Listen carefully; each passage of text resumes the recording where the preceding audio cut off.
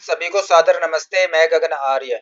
देखिए, पुरुष ही महिला की इज्जत की सुरक्षा करता है और पुरुष ही महिला की इज्जत को लूटता है। ठीक है ना? तो जो महिलाएं जो सुरक्षित रहती हैं वह पुरुष के अधीन ही रहती हैं और महिलाओं की जो इज्जत को लूटा जाता है वह पुरुष के द्वारा ही लूटा जाता है। ठीक है ना? अब इसका अर्थ क्या है? इसका अर्थ ये है कि जो धार्मिक पुरुष होता है, धार्मिक व्यक्ति होता है, वह हमेशा महिला की सुरक्षा करेगा, उसकी इज्जत को बचाने का कार्य करेगा। ठीक है ना? उसके लिए सब तरह के जो धार्मिक मर्यादाएं हैं उसको बनाने का प्रयास करेगा। ठीक है ना? लेकिन जो दूसरा जो धार्मिक नहीं है, कोई ऐसा पुरुष है जो धार्मिक नहीं है, जो ब्रह्मचर्य के बारे में कुछ नहीं जानता और जिसको मतलब नशा करता है, अर्थात धार्मिक नहीं है कहने का अर्थ है मूल रूप से, तो वो क्या करेगा? वो महिला की इज्जत को लूटेगा। ठीक है ना? उसका एक तरह से मिस यूज करेगा। ठीक है? दूसरों की बहन बेटी पर कुदृष्टि रखेगा।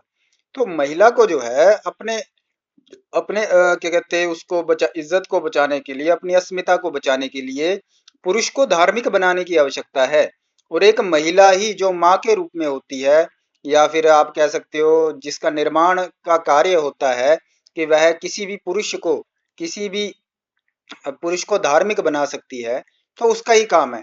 मान लो यदि महिला ही कुछ इस तरह का उसका आचरण हो जाता है जिससे पुरुष धार्मिक बनने की बजाय उसके अंदर धर्म की क्षीणता हो जाए और वह अधार्मिक हो जाए, जैसे आजकल महिलाएं क्या करती हैं?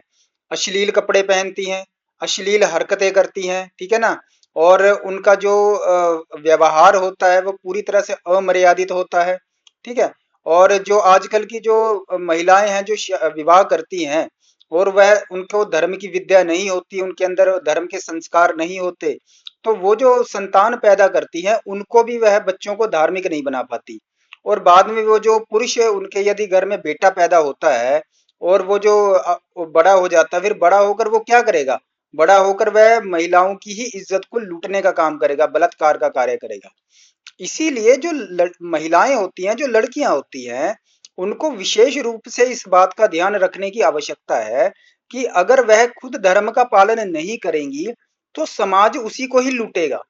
समाज में जो पुरुष वर्ग है वो उसकी ही इज्जत को ही लूटेगा। तो महिला को खुद को सुरक्षित रखने के लिए पुरुष को धार्मिक बनाना बहुत जरूरी है, समाज को धार्मिक बनाना बहुत जरूरी है। जहां पर पुरुष वर्ग धार्मिक होता है वहां पर महिलाएं सुरक्षित होती हैं। जहां पर पुरुष वर्ग धार्मिक नहीं होता वहां पर महिलाएं कभी सुरक्षित नहीं हो सकती, चाहे जितने मर्जी कानून बना लो।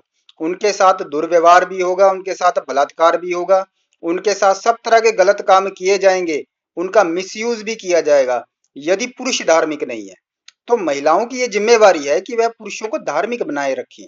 उसके लिए महिलाओं को खुद धर्म का पालन करना पड़ेगा और जो संतान उनके पास है उस संतान को भी धार्मिक बनाना पड़ेगा। और धार्मिक बनाने के लिए आर्य समाज से जोड़ना पड़ेगा।